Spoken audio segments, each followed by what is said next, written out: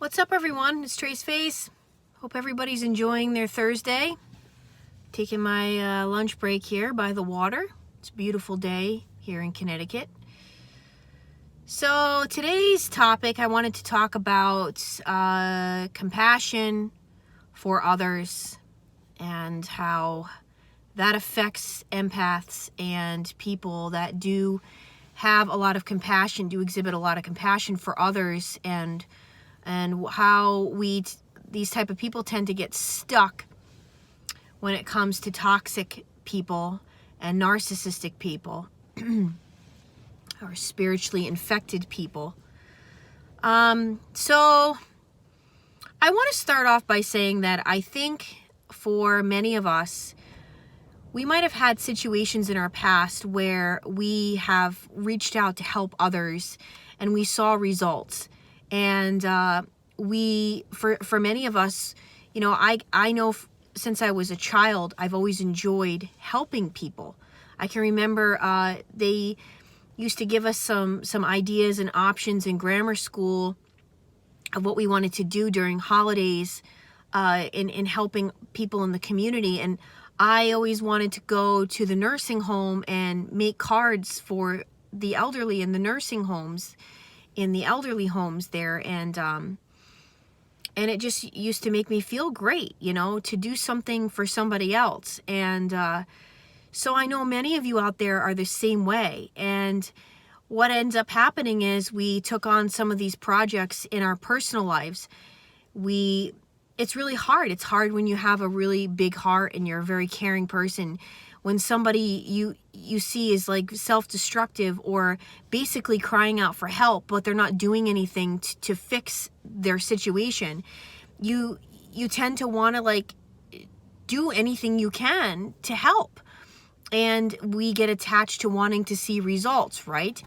And, you know, when it comes to narcissistic people, we're not really going to see those results. And I've found that it's unfortunate, you know.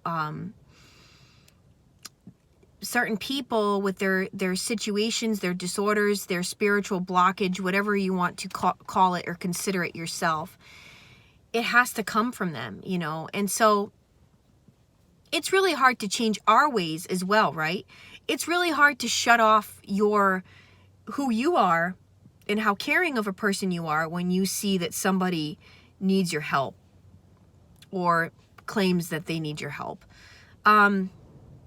So what I just want to potentially kind of throw out there in suggest is that if you do decide, because for a lot of people, like I said, we can't really necessarily turn it off, 100%.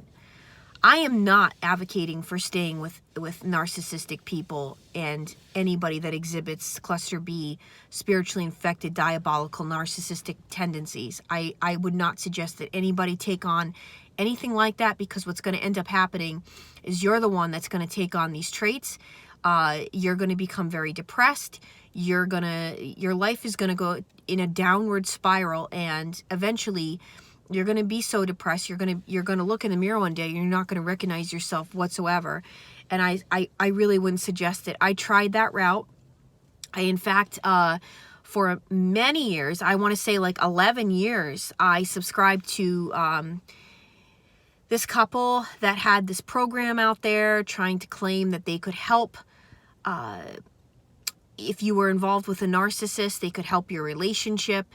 And I subscribed to that for, like I said, 11 years. I tried with my ex-boyfriend, and then I tried when I discovered after I had gotten married that I really was married to a narcissist, and, you know, the nightmare that I was trying to avoid was literally happening all over again.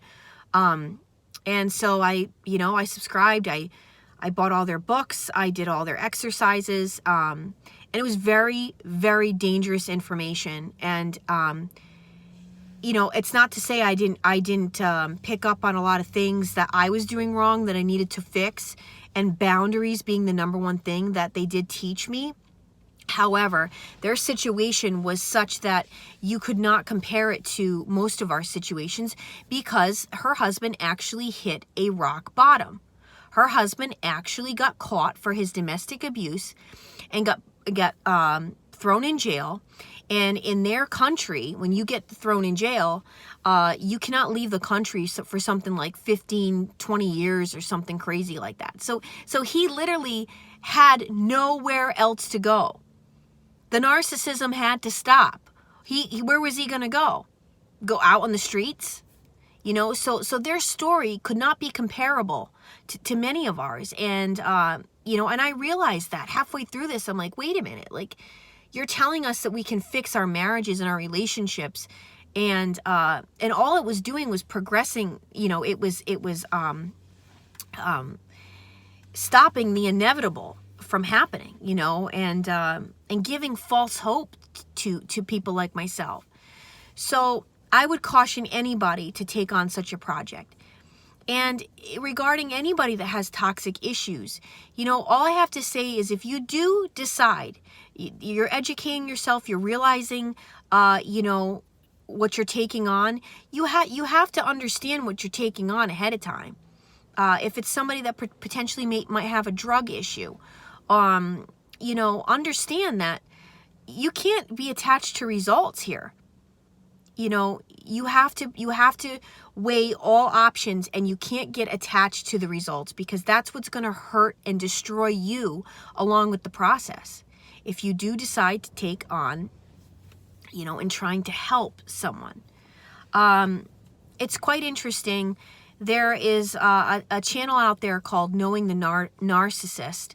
The gentleman's name is H.G. Tudor.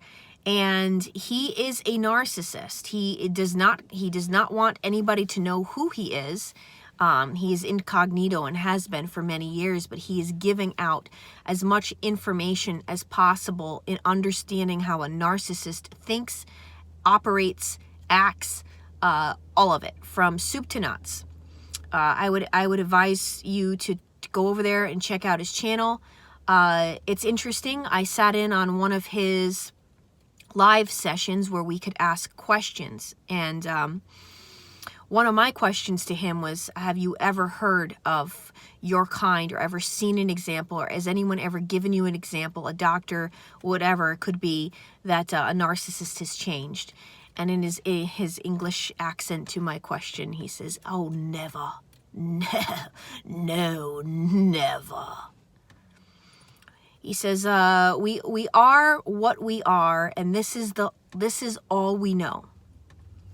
If I had to guess just by his voice, he's got to be, and it's quite interesting because, it's another question. I think he's, I want to say he's probably like in his 50s, been living this way his whole life.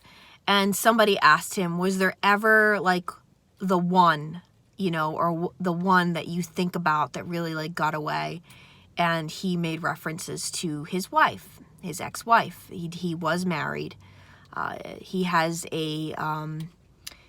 he's made quite a few references to her, actually, in thinking about what he did and why he does the things he does.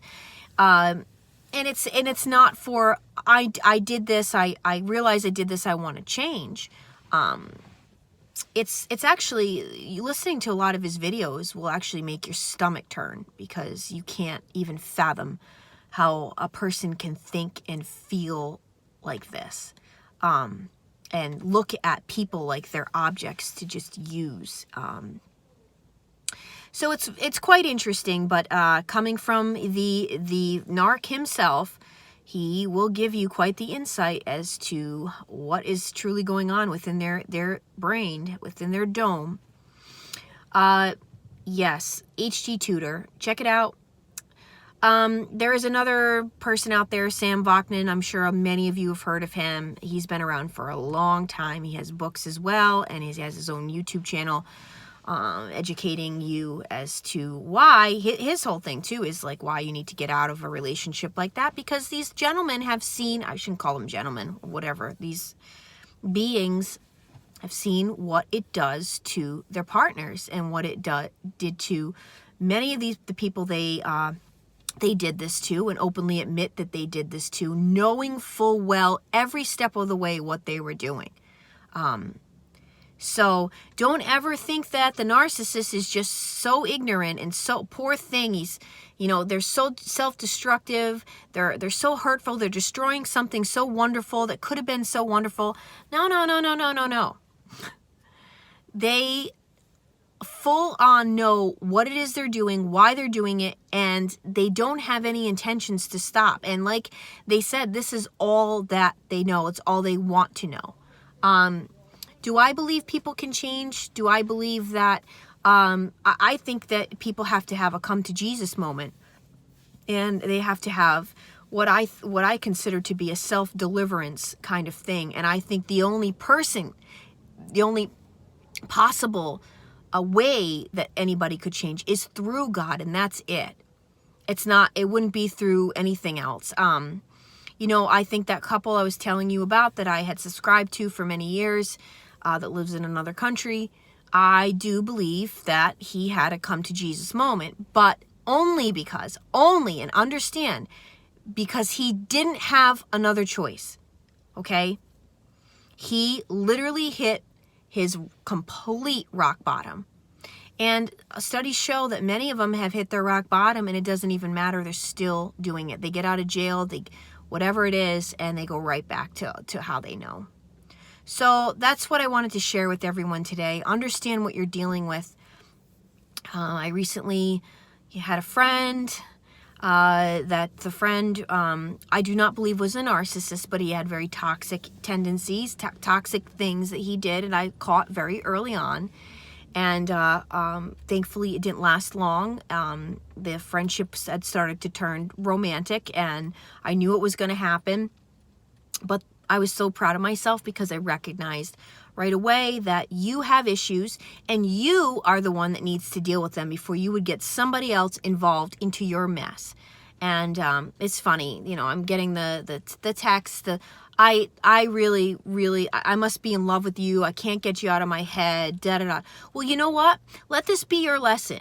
Let this be your lesson. When you do meet good, decent, big-hearted, true, sincere individuals that are genuine, you don't go around and be double-minded and do things to them that are wrong, that are wrong.